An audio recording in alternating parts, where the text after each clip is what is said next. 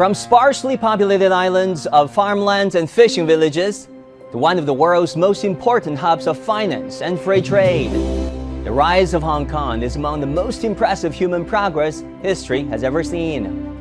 The city was rated the world's freest economy in 2021 by Canada's Fraser Institute. It comes fourth on the 2019 UN Human Development Index, and it ranked fifth in IMD's 2022 list of the world's most competitive economies. And all this was not preordained. The city has had more than its fair share of adversities, from wars and revolutions to colonization and occupation, from economic crises to public health emergencies. How did Hong Kong get to where it is today? And with the current difficulties, where is the city headed? July 1st, 1997, Hong Kong Convention and Exhibition Center. The day when Hong Kong was handed back to China from the British rule. I was a 12-year-old teenager watching the ceremony on television. Can't claim that I understood everything, but I do recall a sense of pride, the sheer joy of welcoming my fellow compatriots back to the motherland, the tears of the daughters of Chris Patten, the last British governor of Hong Kong, and also the song that played on television so frequently that you couldn't possibly forget.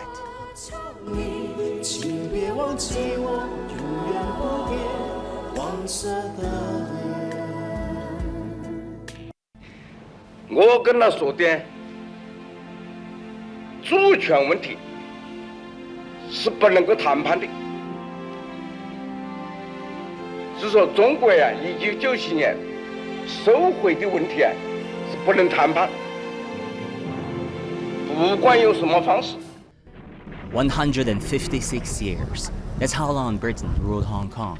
And it took 3 years and 22 rounds of talks between 1982 and 1984 for Beijing and London to agree on a deal to transfer Hong Kong back to China, to close one of the last chapters of what's known to many Chinese as a century of humiliation. In the wake of China's defeat in the First Sino-Japanese War between 1894 and 1895, the British took advantage of the other European powers' scramble to carve up China and forced treaties on the weakened Chinese government. In June 1898, the British Empire obtained a 99-year lease of Hong Kong after China lost a series of wars to resist Britain's forced opium trade. The lease was to end in 1997. Peter Beattie worked as political private secretary to then British Prime Minister Edward Heath. He accompanied Heath on many occasions during his China visits. I think Mrs. Thatcher originally probably thought it might be possible to come to some arrangement whereby the lease on Hong Kong might be extended for a period, for a transitional period. The principal option in our minds was that we might concede sovereignty over Hong Kong to China, but continue with British administration. That was the favored option. The option favored by the UK was a non-option for China. Chinese leader Deng Xiaoping made that clear with visiting former British Prime Minister Edward Heath in September 1983.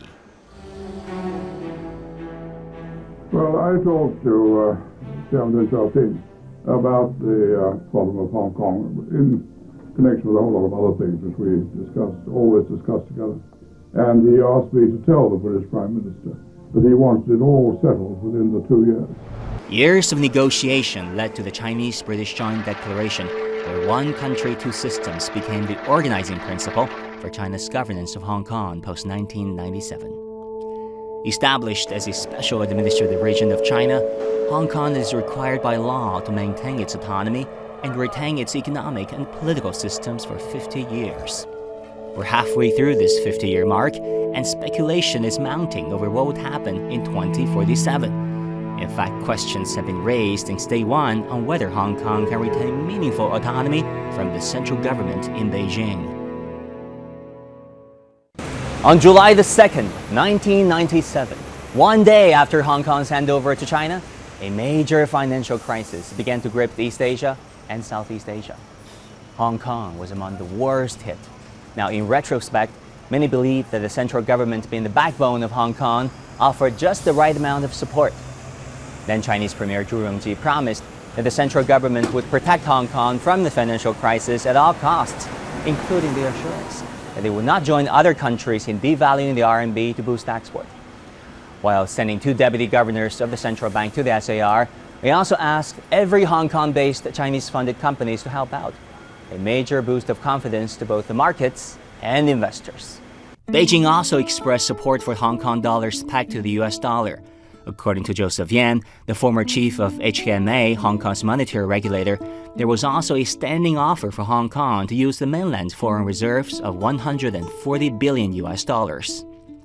Meanwhile, under the one country, two systems principle, Beijing refrained from intervention. According to then Chief Executive Tan Chee-hwa, Beijing ultimately allowed Hong Kong's monetary and finance authorities to make its own decision to declare war on international speculators. With drastic measures to prop up stock prices and stabilize the Hong Kong dollar, the city emerged from the Asian financial crisis faster than most of its Asian peers.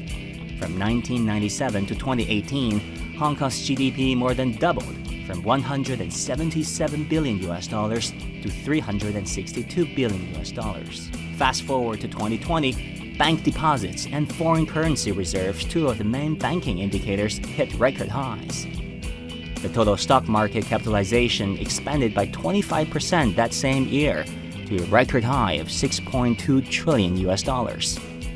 As Asia's second largest recipient of foreign direct investment, Hong Kong is also the world's largest offshore RMB business hub and the preferred place for international investors to park their funds.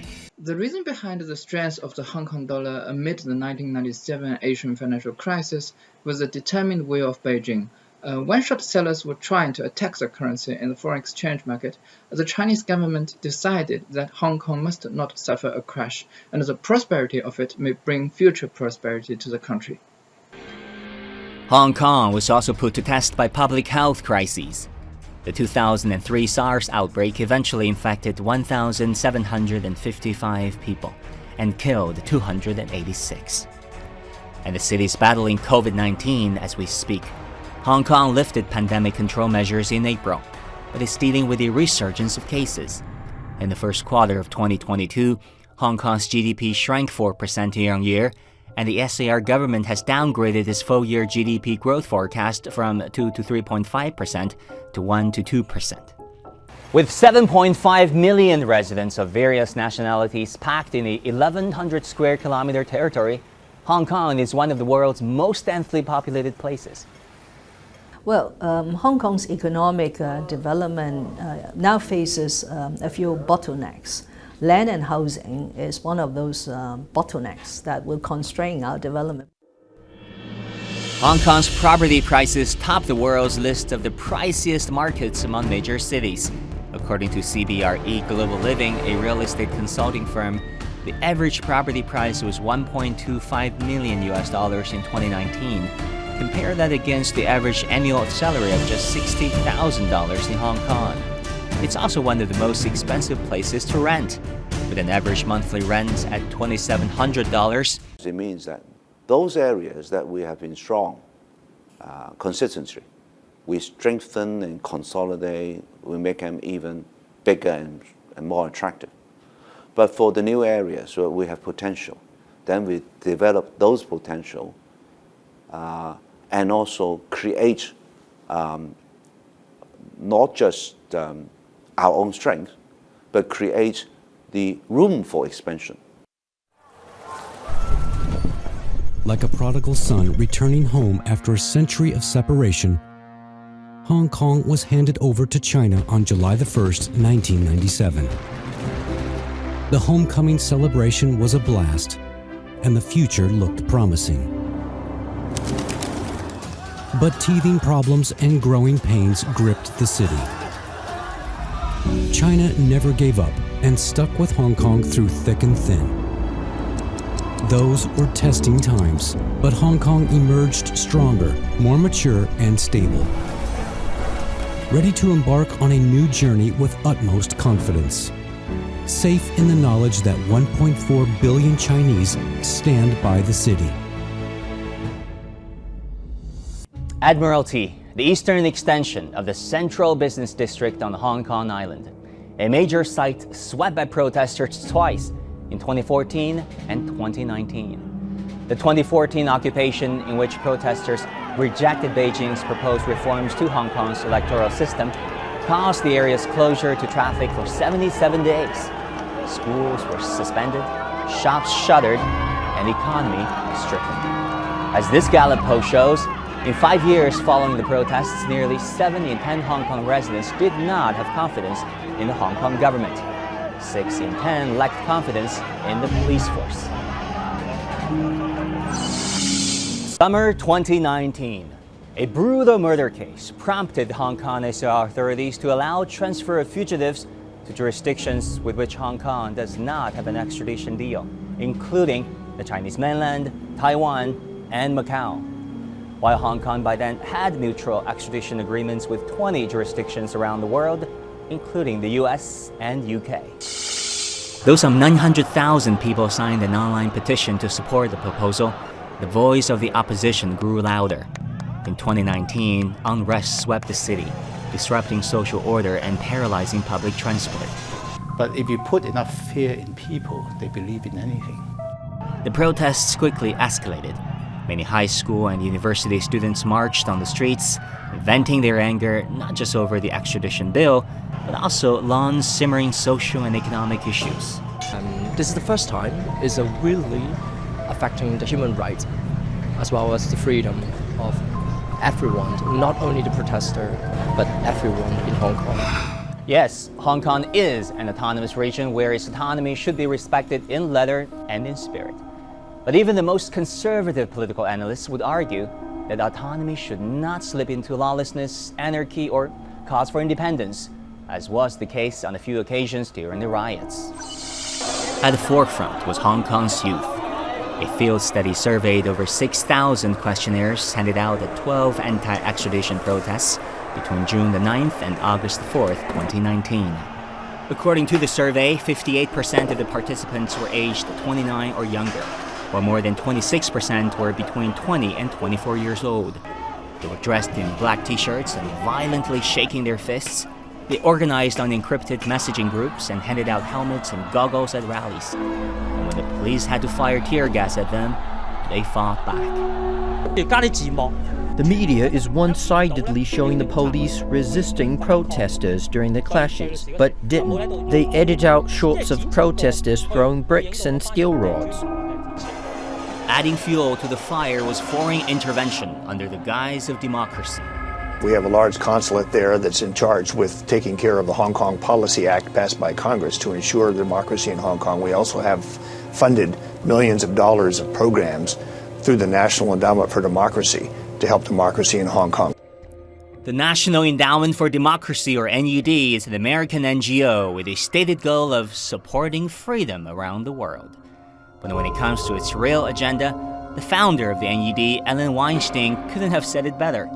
He confessed in 1991 that a lot of what we do today was done covertly 25 years ago by the CIA.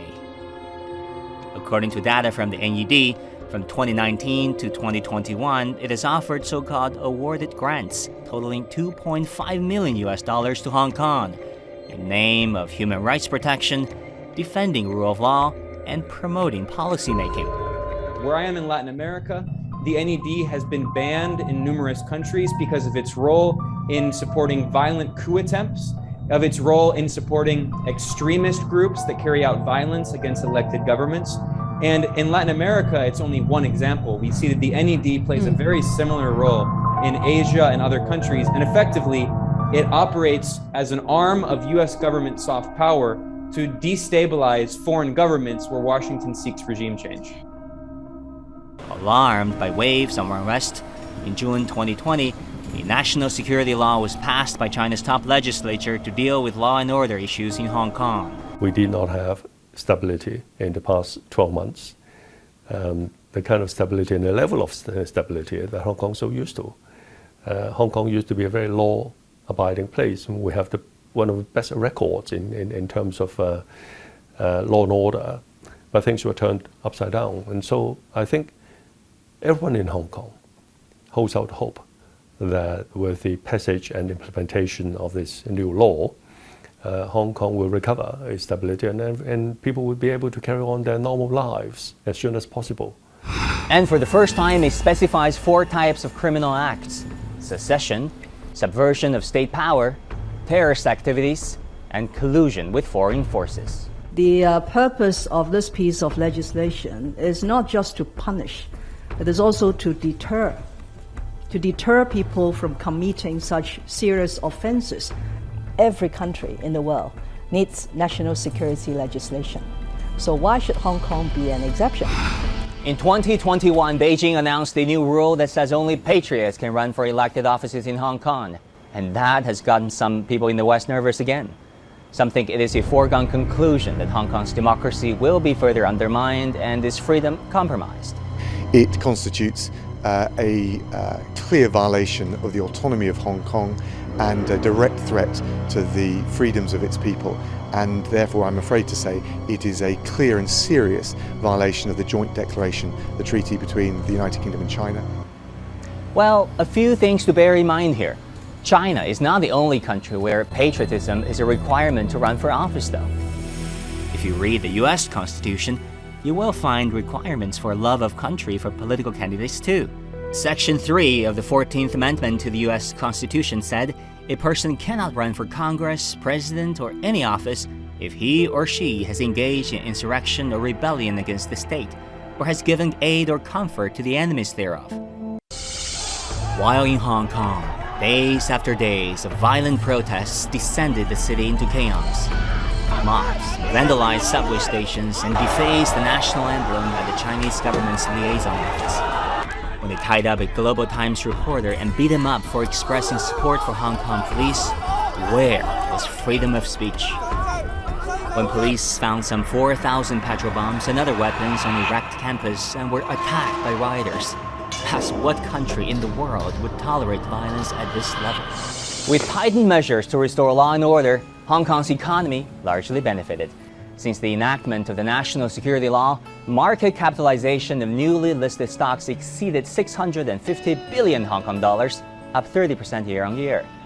The daily trading volume in Hong Kong Stock Exchange exceeded 150 billion Hong Kong dollars, up 60%. Like a prodigal son returning home after a century of separation, Hong Kong was handed over to China on July 1st, 1997.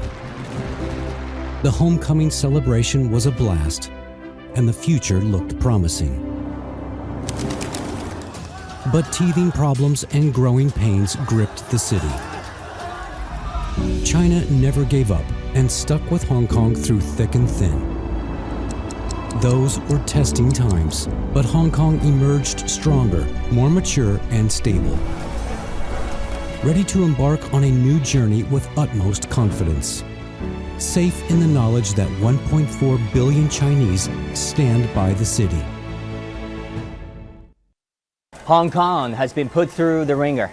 With the unrest in 2019 and the ensuing waves of COVID-19 pandemic to the implementation of the national security law in 2020, the US then rolled back Hong Kong's special trade status, which begged the question, could Hong Kong remain a global financial hub?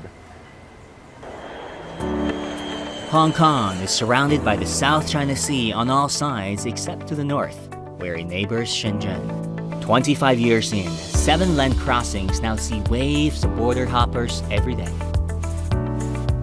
88-mile Guangshengang XRL connects Beijing and Hong Kong by Guangzhou and Shenzhen, cutting the ride from 24 to 9 hours. The Hong Kong-Zhuhai-Macau Bridge, a 34-mile mega-project, links the mainland, Macau, and Hong Kong by bridge and undersea tunnels. The world's longest sea crossing, moving every single piece of the giant structure, is an eye-popping challenge.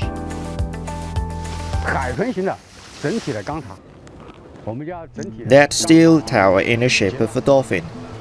It's a completed tower section that requires hoist operation. Currently, it's the largest steel tower in China. It weighs 2,650 tons and is about 105 meters high. It's extremely difficult to manufacture, transport, and install.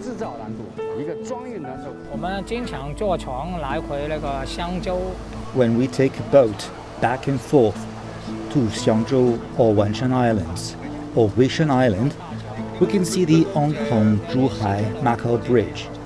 I saw it turn from pilings into an actual bridge. A bridge linking Hong Kong, Zhuhai, and Macau together has always been a dream of mine.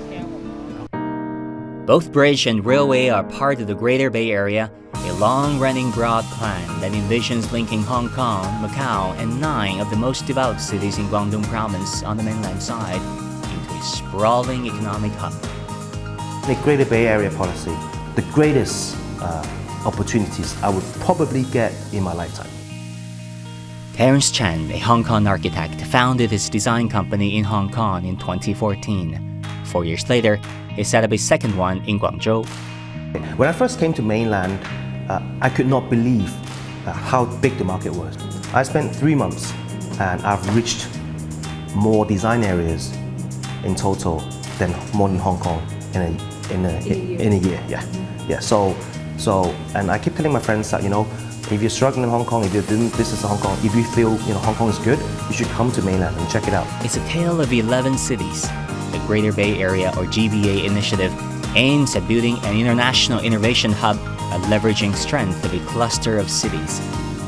Ultimately, the GBA project envisages a technology-driven region on par with Silicon Valley and the Tokyo Bay Area. And it already works wonder. In 2021, with a GDP of $1.87 trillion, the GBA accounted for 11% of the national GDP on less than 0.6% of China's land. But not everyone's happy. The project has been interpreted as China's so-called homogenization of Hong Kong into yet another Chinese city to blur and erode Hong Kong-Chinese mainland border. But other people ask, what's wrong with building more connections? The entire human history is about how we've been improving them. In the case of the mainland and the SAR, they have been helping each other even at the most twisted of times. Annual bilateral trade valued at over $547 billion in 2020. And it's not only about economic gains. I'm sure I'd drive across the bridge, not for the scenery but to see family in Hong Kong. I have to go to Hong Kong several times a month to see my mother and siblings. The bridge makes that much more convenient. However, concerns remain. Will competition for resources and talents get more intense? And will that undermine Hong Kong's economic and financial weight in the region? Data show that the GBA has the potential of channeling Hong Kong's capital investment into the mainland. When the Shenzhen-Hong Kong Stock Connect was launched in 2016, daily turnover of capital flow from Hong Kong to Shenzhen, or northbound trade, increased from $0.6 billion in 2017 to $8.4 billion in 2020. Integration and individuality are both heavily considered in the GBA proposals. Each of the GBA cities has achieved rapid growth through the last 40 years of China's reform and opening up, and each of the 4 major cities, namely Hong Kong, Macau, Guangzhou, and Shenzhen, will likely remain key engines with their own unique niche and strength. For Hong Kong, it aspires to remain an international leader in finance, transportation, trade, logistics, aviation, and innovation. It's not just about numbers, it's all about really 1 + 1 greater than 2. By having a very objective view on what each city should specialize in, you avoid the problem of overlapping, everyone doing the same thing. So in Hong Kong, it's very clear. We have to focus on finance, we have to focus on IT and tech. This will give us a new edge in our so-called before, maybe it's a too simplistic economy structure. So I think it's I'm glad and I'm happy that the government has repeatedly said the importance of Hong Kong being integrated into the Greater Bay Area. There are a lot of opportunities here. The previous generations built trust on the mainland. This is of the great value to start our own businesses. We can start a business here, settle down here. It's a golden opportunity for my generation. And and vice versa. In 2015, that was the time when the Hong Kong government established a funding called Technology Startup Support Scheme for universities. I was actually very fortunate. That was the time when I got a funding from the Hong Kong University. Actually, I wasn't funding from the government, but I was distributed by the Hong Kong University. That was actually why I started. Miles Wen's AI startup is now 7 years old. The Hong Kong University graduate did not go back to his home, the mainland, but decided to be an entrepreneur in Hong Kong. That really helped us when we lived through the initial stages of startup. Remember when we first started, the technology was not that mature yet. We had zero income for the first 3 years. The first 3 years, we're just living with our belt tight. We had zero income. And on the fourth year, all of a sudden, we managed to deliver a breakthrough. Our technology finally started work in the industrial setup. And once we started growing, we're growing really fast. We've been maintaining over 2 to 3 times growth on every year over the past 4 years after we started making the first order. From Changchun to Hong Kong to whichever city he stays, it's just a matter of miles, as in his name. Everyone can tell you a thing or two about Hong Kong they know. World Market sees it as a trade port and a pulsing financial hub. For its Asian peers, Hong Kong is always a force to be reckoned with. An inspiring place for artists and musicians, a vibrant cultural blend for life lovers, while it could also be a crowded city for many. And if you ask those who witnessed the handover in 1997, they'd probably tell you that Hong Kong is a lost pearl recovered. Over the years, Hong Kong has been put to the test by political unrest, the Asian financial crisis, public health emergencies, and a sometimes difficult relationship with Beijing. Yes, there certainly has been chaos, but there's also this bond with the mainland, which has withstood all and risen above. A bond between this unique place and this motherland, a bond between people, old and young, and a bond that has been forged further together.